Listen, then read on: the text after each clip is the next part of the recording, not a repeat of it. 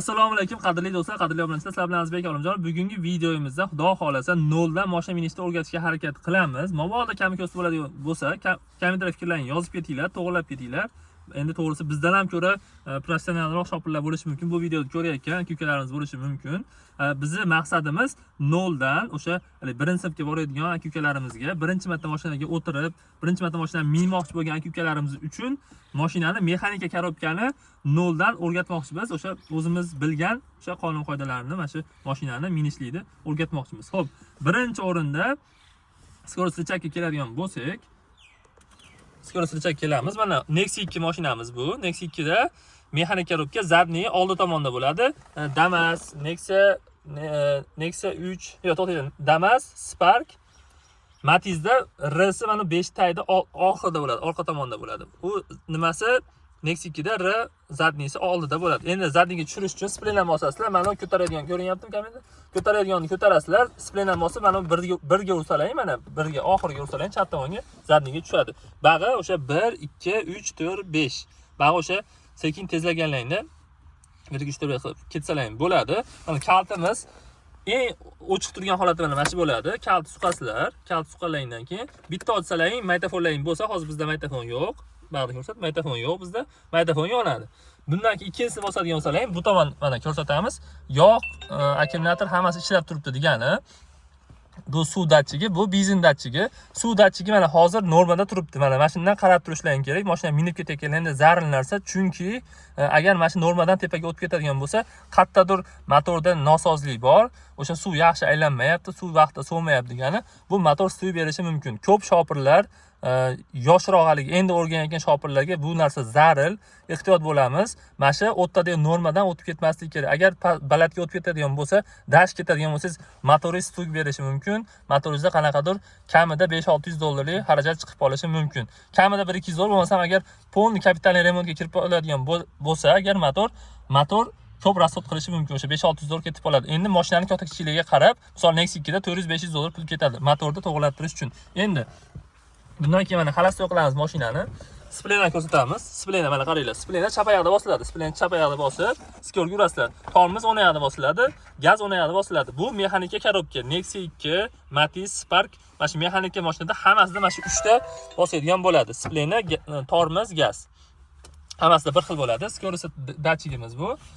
Xo'p, endi mashinani yurg'izib, bitta orqaga, bitta oldiga yurg'izib ko'rsatib beramiz, harakat qilamiz sizlarga. Endi yana xavfsizlik nimasi, kamar taqib olasizlar. Ruchnoy ko'tarilib bo'ladi, ruchnoy ko'ryapti. Ruchnoy ko'tarilib bo'ladi, xalastoy bo'ladi mana. Xalastoy qilib yaxshilab qarab olinglar. Agar skorda tursa, mashina yurg'izganlaringda mashina oldiga yurib ketib qolishi mumkin, aqa-baqa o'sha noxush hodisa bo'lib qolishi mumkin. Xalastoy qilganlaringdan keyin yurg'izamiz mana. Bunda hozir bizda gaz, benzin bilan gaz. Birinchi yurg'izganlaringda benzinda yuradi, ko'ryaptimi?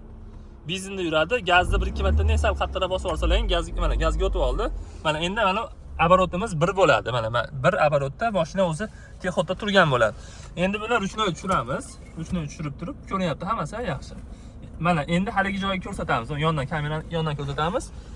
Mana oldida o'sha ko'taradigan narsasi bor. Bu misol uchun Richak Nexia 2 da o'zini zavodchiga sal boshqacharoq bo'ladi. Unda bunday ikki tomondan ko'tariladigan bo'ladi. Mashina ko'tarib splenani bosasizlar oxirigacha. Bitta splenani ko'rsataylik. Oxirigacha mana splenani bosib turib, endi mana ko'rsatamiz. Zadniga tushirsalang, mana tushaveradi. Endi mana mashina o'zi yuryapti. Atrofdan ko'rsatinglar. Mashina yuryapti, zadniga yuramiz. Keyin hozir birinchi skor, ikkinchi skor qilib, oldiga yurishdan ko'rsatib beramiz. Agar mabodo kamikosti bo'ladigan bo'lsa, kommentarga fikrlarini yozib ketsalaring, xursand bo'lamiz. Bizning kanalimizga obuna bo'lib, like bosib, kuzatsalang, xudo xolasa, agar qattiq mana endi birinchi skorga urishda oldiga yurishni o'rgatamiz. Mana qaranglar. Mana hamma yo'q tormozda bir оборотda turibdi. Splenani bosamiz oxirigacha. Bag'i 1ni bosamiz. Birinchi skor mana. Nimani ko'taramiz? Mana uni ko'tarmasak, oldagini ko'rsating. Mana uni ko'tarmaydigan bo'lsak, birinchi skorga tushadi o'zidan o'zi avtomatik. Birinchi skorga uramiz, sekin mana оборот ko'ramiz, оборот. Sekin mana 1,5 оборотda, 2 оборотda sekin yursalang bo'ladi. 3-4 оборот qilib olmanglar. Chunki 3-4 оборот qilib oladigan bo'lsalar, mashina mana vang'illab borib, baland ovoz chiqadi. Bu kerak emas ortiqcha.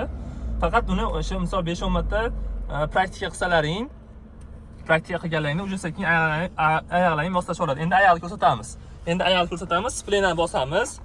Skorga birinchi skorga uramiz. Sekin mana sal gazni bosib, splena qo'yib yuboramiz.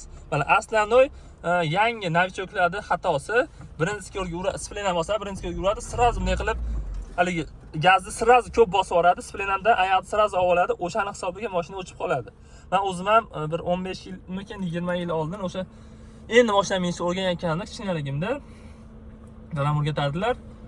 Mashinada shu xatoni qilardim. Qanaqa desalaring, o'sha splenam bosasizlar, birinchi yo'lga urasizlar, yangi minayotganlar, mexaniklar biladi buni. Ko'pchilik o'chirib qo'ygan. Agar o'chirib qo'ygan bo'lsangiz, kommentar fikringizni yozib keting. O'chirib qo'ygan, men haqiqatan ham to'g'ri gapiryapti bu odam deb. Splenam bosasizlar, birinchi yo'lga urasizlar, sekin gaz, mana jicha gaz bosasizlar, jicha nima, splenam qo'yasizlar mana. Splenam bosasizlar, birinchi yo'lga urgandan keyin gaz sekin bosib, o'zi motorni qarasanglar 1,5-2 oborot bo'ladi. Splenam bosib, birinchi yo'lga urib, ikkinchi yo'lga bunday sekin almashtirasizlar. Birinchi yo'ldan mashinani joyidan jildirib olsalaring, 2, 3, 4, 5-yo'llar juda ham oson.